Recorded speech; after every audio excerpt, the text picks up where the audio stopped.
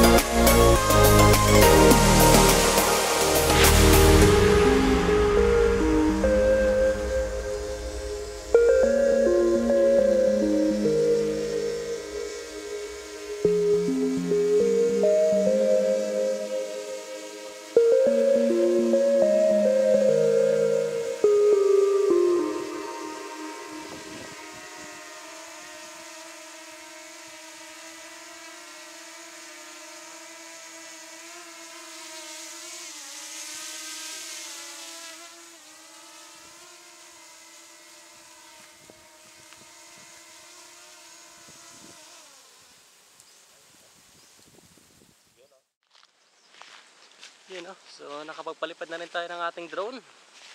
Ayan, at buti na lang at naging successful naman yung ating pagpapalipad. Nakadalawang disconnect siya, yung ating drone saka yung ating remote. Dalawang beses na nag-disconnect. Pero so far okay naman. At nagbalik naman kagad yung connection, no, ng ating remote papunta sa ating drone. Alright.